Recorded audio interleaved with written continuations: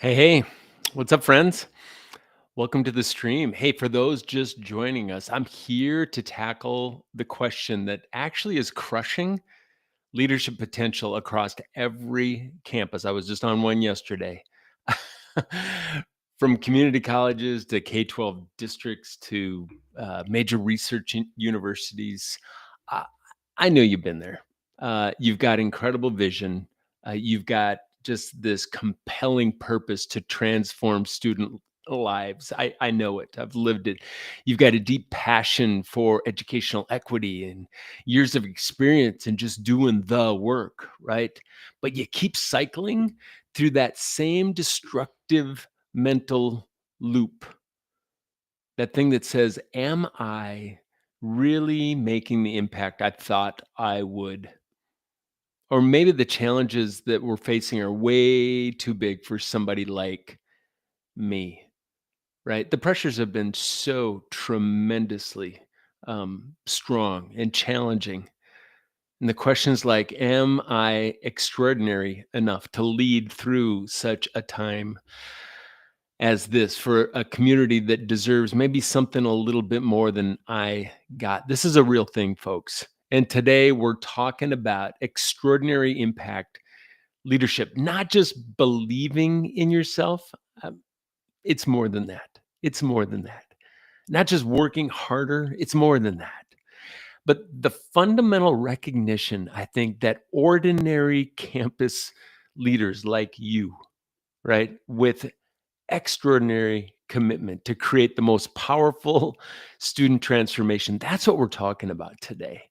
This isn't about just pretending that you're superhuman, right, or learning the right power poses. It's about you understanding that your ordinary experiences, your struggles, all of the things, your journey to leadership, they are the exact qualifications that your students, that your community, that your staff, that they need from you. I'm passionate about this. Excuse me.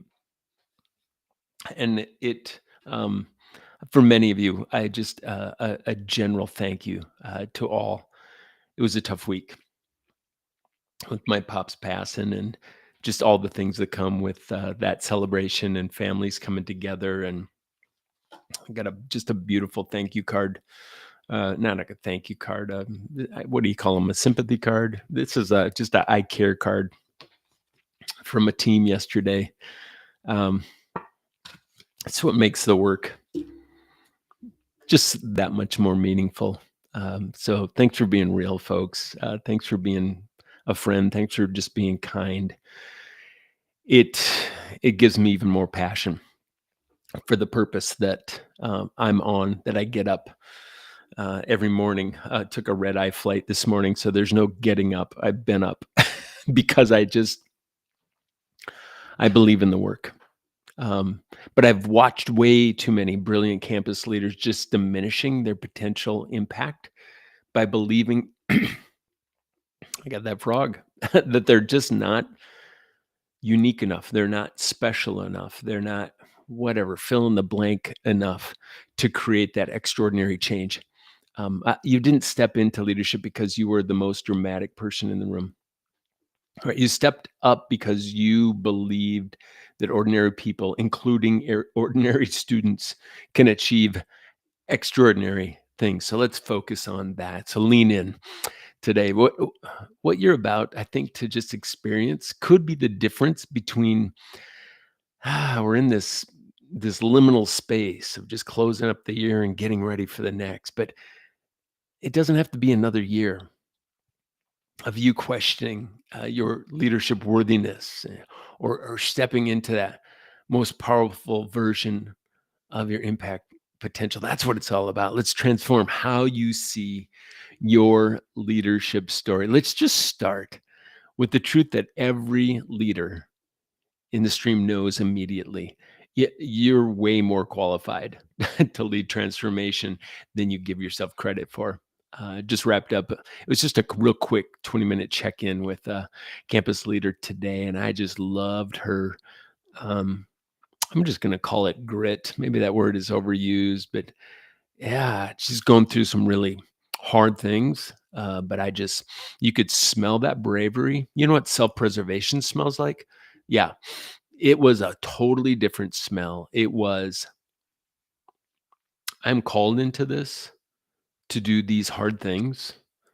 And I don't know how long I'll be doing this line of work. But while I'm here, I'll be doing the work with the utmost excellence and the utmost courage. Um, yeah, that's the kind of leadership that we're looking for here, folks. It if you've got anything in your 3.5 pounds of mass between your ears right now telling you that you're not extraordinary enough for the role that you're in, I want you to lean in. This is definitely tied in to the research about just what is revealing. Studies show that the most effective campus leaders aren't those with the most prestigious backgrounds, CVs, right? They're those who actually understand the student perspective, especially the marginalized student perspective, because they have lived it themselves. I'm talking to you today, boss. Yeah, here's what's happening across campuses and districts right now. There's kind of this extraordinary leader myth, and maybe social has a lot to do with this, but you're not just experiencing just normal leadership challenges. You're measuring your worthiness against some fictional standard of what extraordinary really looks like. Instead of how can I serve these students with my unique experiences, it becomes why don't I feel like the kind of leader that these students deserve? Again, just that noise rattling around up there.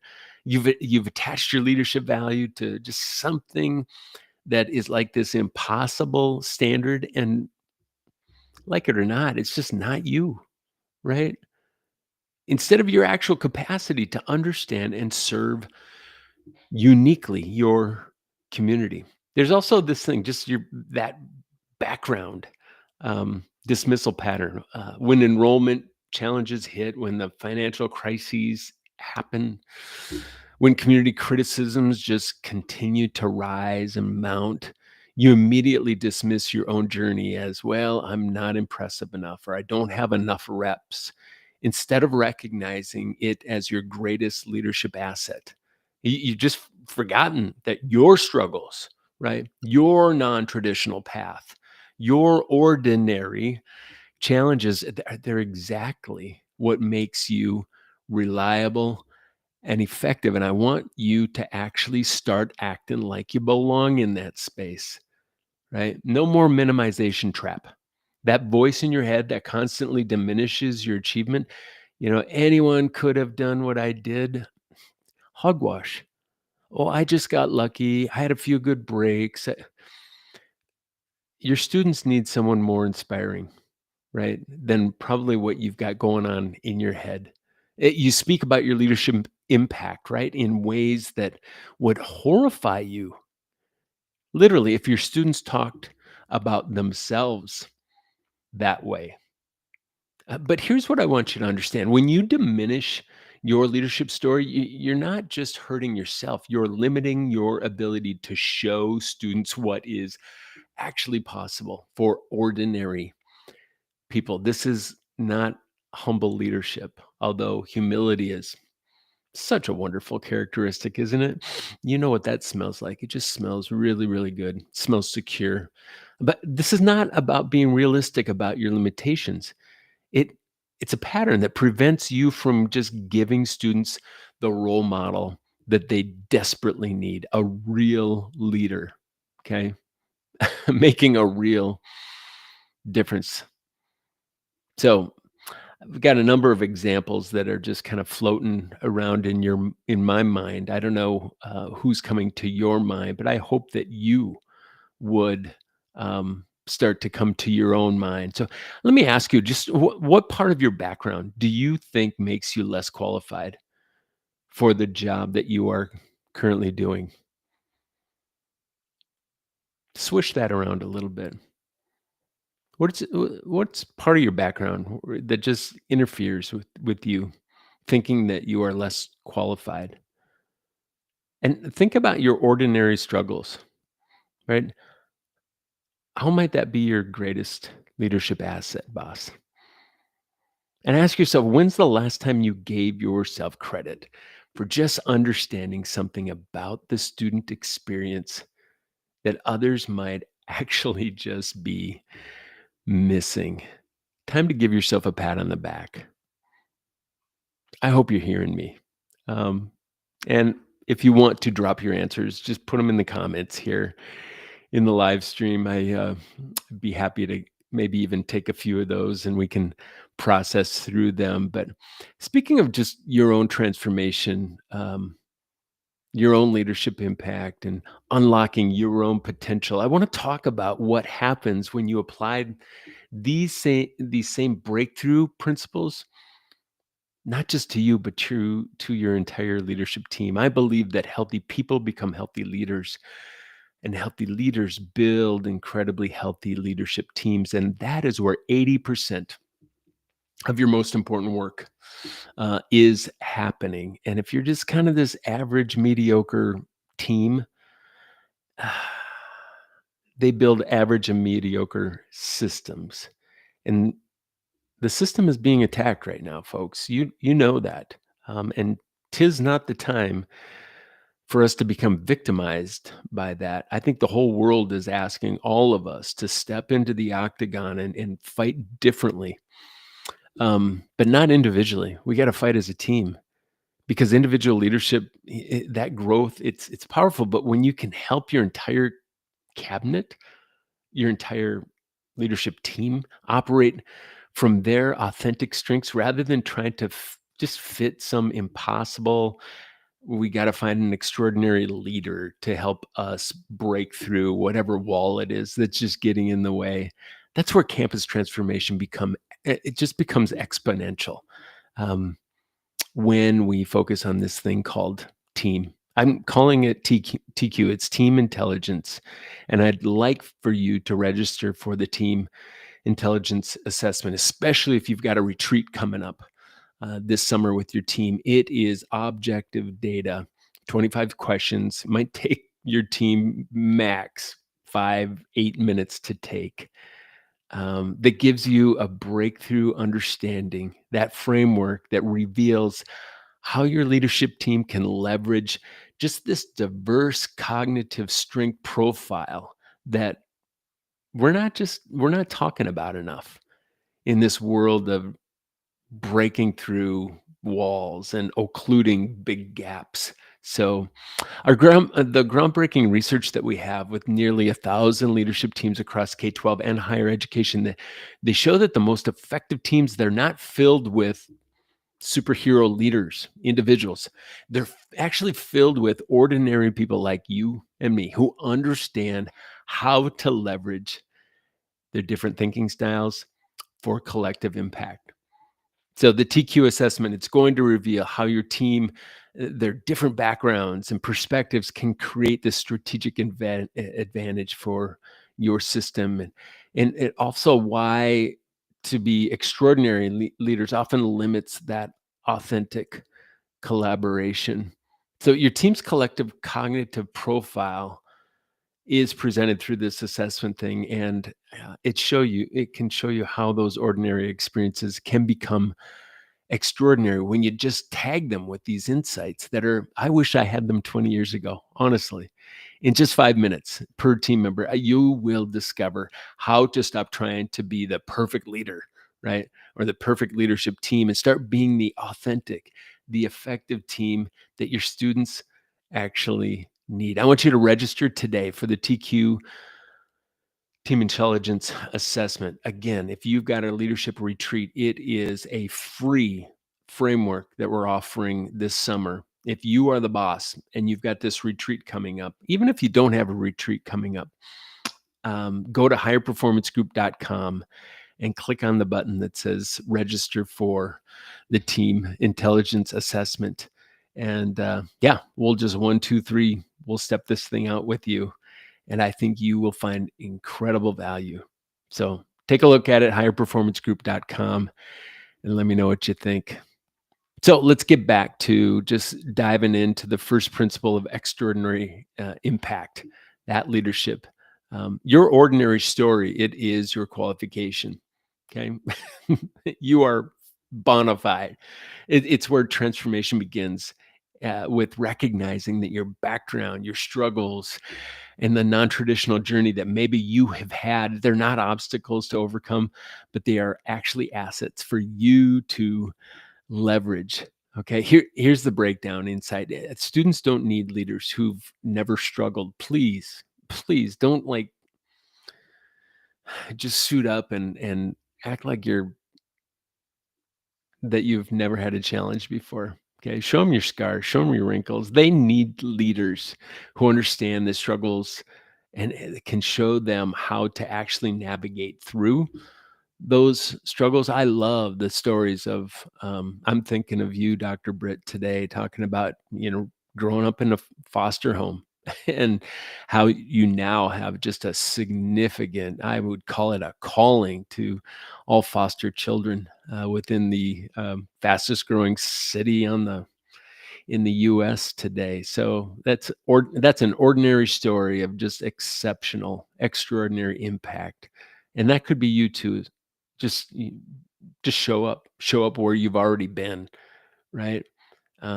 Integrate your story. Um, don't dismiss it, right? Every time you catch yourself minimizing your background consciously, just tell your brain, how does this experience help me understand and serve my students better? What did I actually learn from the struggles that could benefit someone facing similar challenges? I was a poor kid. I was in the other lunch line. Uh, wow. Yeah. A significant percentage of our campuses have similar stories to tell. And if they can see you as overcoming many of those challenges, I can't think of something that would better change a family tree, boss, than you just showing up very, very authentic like that. You've navigated maybe financial uncertainty, family expectations, academic challenges, career transitions. You've figured out how to persist when systems weren't designed for people like you. Okay. These aren't just personal experiences. They're leadership qualifications that allow you to understand and guide students through their similar journey. So don't dial it back. Turn it up, boss. Turn it up. Leadership authority, you have the authority. It doesn't come from never struggling. You know that. Okay. It doesn't come from just a shiny, glossy picture on the front that says you are the boss. It comes from just struggling and growing and being willing to share what you've learned.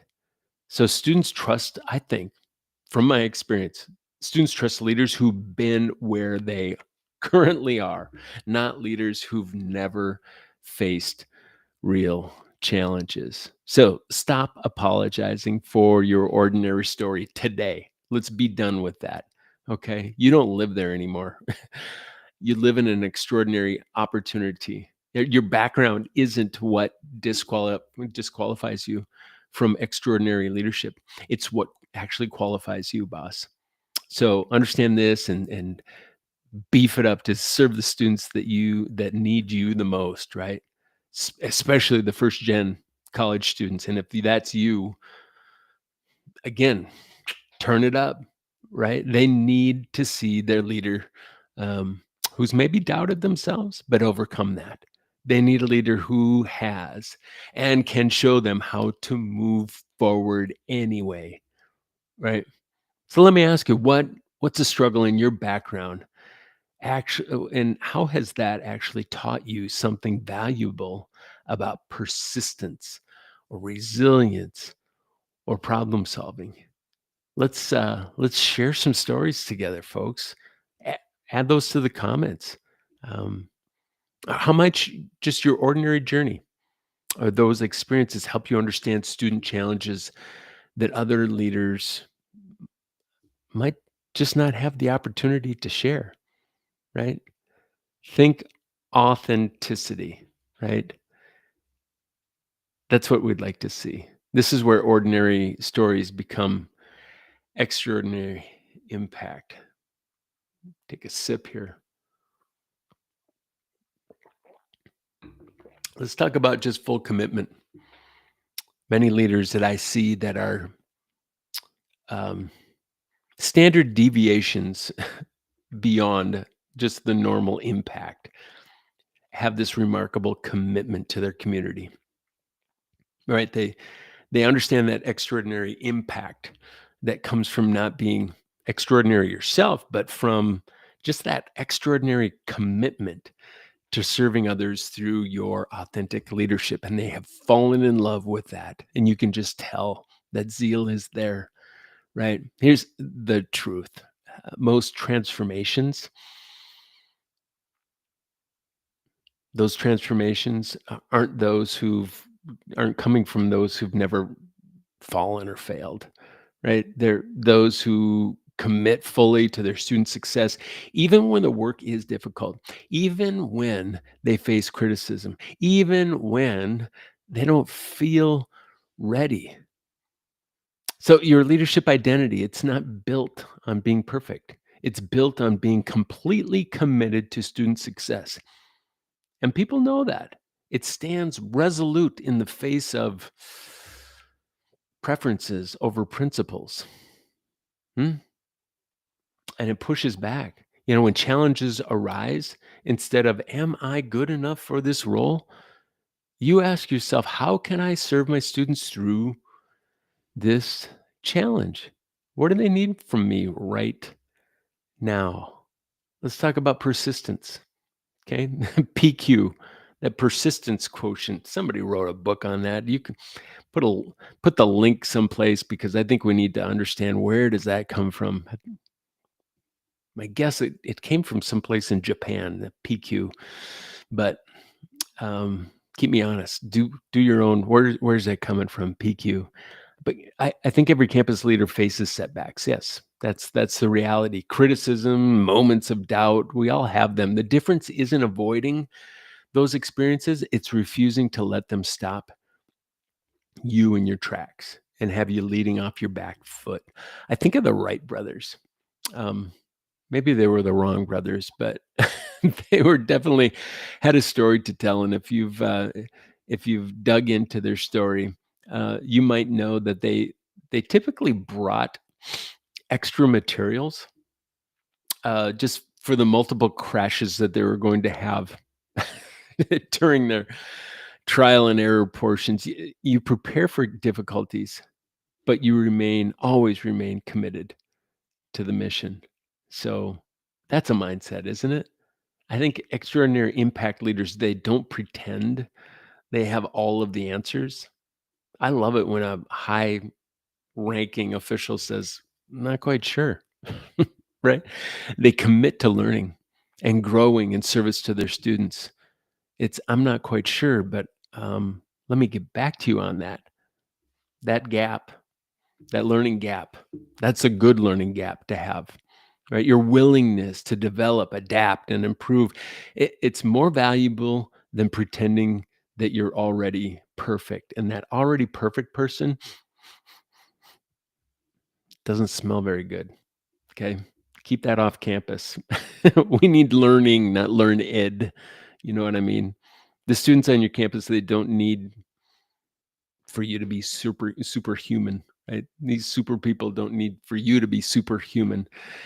They do need you to be completely committed to their success, right? Student centric is a thing when that's the core ring in your heart and your calling. They need you to continue to show up, to keep learning, to keep fighting for their opportunities, even when your work. I had a president the other day, nearly in tears, just sharing how hard he is working, and at every corner, there's another curveball. But he must continue to put joy on his face and continue to press on when the work gets hard. We got to show students what's possible. I think that's the other thing. Not only just what you commit to, you as a leader and your team must show your students obstacles and actually overcoming those obstacles. Not not in backroom silence or secrecy, but straight up, just being that transparent with the obstacles so they can see and celebrate with you when those obstacles are overcome. I don't know how often that actually happens, but recognizing that your role isn't to be, unrelatably perfect, but to demonstrate that ordinary people can achieve extraordinary things through that commitment, through that persistence, and that just clear rules of service. Your students are watching, that they are. They watch to see how you will handle the challenges. Maybe it's a big, bold print headline in the newspaper, right? How are you responding to criticism? Are you hiding? Do you take off? Do you retreat? I mean, that's one form of our natural response, right, to life that hits us is just retreating, okay, fleeing, right? How do you persist through that, through those difficulties? How does your leadership team persist through those difficulties? It's not about just managing, right, the institution. It's about modeling what's possible for people who come from backgrounds, maybe like yours, that have a lot of life coming at them and have a lot of people watching to see how you're going to react. So when you face those setbacks publicly, and a lot of you are, um, how you respond, it actually teaches your students a thing or two of how to handle their own challenges. So, what lessons many of you might still spend some time teaching classes, but you think about what can be taught on a Tuesday afternoon while the pressure and the stress is on your recovery from mistakes. It shows them that failure it's not permanent. When you're persistent through difficulties, it demonstrates that obstacles, most, if not all, we can navigate through them with persistence, with character, um, with hope. So that authentic success, students just need to see that success doesn't require perfection or an MIT degree, or extraordinary circumstances. It requires just perfectly ordinary people making extraordinary commitments to their core purpose and the people within their organization. Your journey from student to leader, with all of those struggles and the challenges and growth, it's proof that all things are possible. All things are possible. So excellence, it's not about being perfect. You know that. And I'm going to bring this into a landing here pretty soon. It's about being completely committed, um, to just that loop of continuous improvement in service to others as well. When students see you as the lead learner, that you are growing, you're maybe even dedicating yourself to their success. If they see that, okay, and understand that excellence is achievable, not just admirable, and not just another banner that you float from a flagpole that means very little to the students if they're not being served very well. Yeah, I said it. So, campus leaders, your ordinary story, it's not your limitation. That is your superpower. Da-da-da. When the students walking on across your campus need to see that people like them can become leaders like you, that's when something special is really, really happening within your water system. It's the culture that you forge, boss, right? They need proof that extraordinary impact can come from ordinary people with extraordinary commitment. So don't spend another day apologizing in your head for your background. I want you to start leveraging it as your greatest leadership asset today. Yeah, your students are waiting. Your students are waiting for leaders who understand their journey because you have walked it yourself. You are qualified. I'm going to say that again. You are bona fide. You are qualified. You are making extraordinary impact, more than you know, boss. So you are exactly the leader that your students need. So remember, you don't need to be extraordinary to create extraordinary impact. You need to be extraordinarily committed to serving others through your authentic leadership, boss. Your students, they need your story. So don't bury it back there. Okay, be proud of your story. Be proud of where you came from. Be proud of your perspectives as well. Be proud of how interesting you are as an individual, and be proud of your commitment, what you wake up in the morning just springing out of bed to do. Step into that power starting right now. Peace.